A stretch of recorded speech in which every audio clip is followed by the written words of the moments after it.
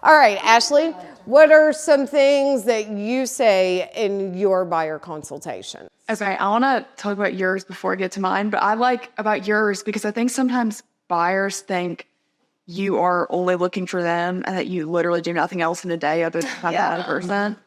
And I think that conveys, like, I'm hearing you say that and I'm like, that's something I should convey to people. I like how you're saying that because some people understand that, like, we're busy and we have all these people and we don't have time for just them. Like, we do have time for them, but we don't have time for just them. That we do all these other things, that we don't just sit around in our house all day and do nothing. You can be in the club. But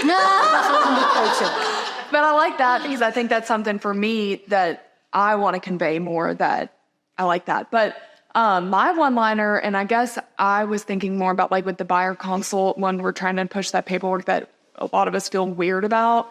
How I've heard it said, it's not really originally my verbiage, but I use it and I like it, is just simply saying, like, when you show that, explain, like, what it is and then saying, this is what hires me as your agent.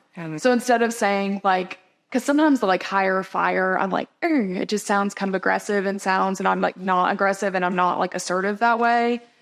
Or I don't like to be naturally. I don't know. But I think that just kind of makes it plain and simple because the connotation to me is different of, like, it's just, this is what hires me as your agent. This is how this works. So I like that.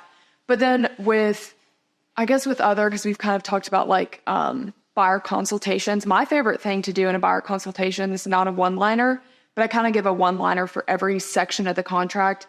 My favorite thing, and even if, I want to circle back to you on this too, when we were talking about, like, okay, when you have those buyers that they're like, hey, I want to go see this house, and you're like, okay, I'll show you the house, but you can lose someone really quickly if you show them the house and then, like, you guys never really communicate again.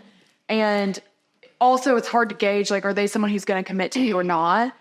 What I do with people is I tell them, hey, do you want to meet before or after and chat through, like, the whole process and how all of this works, about how I work, about the market, the contract, like, the things that if I were buying, I would want to know. And so the things that I like to convey to every client that I work with.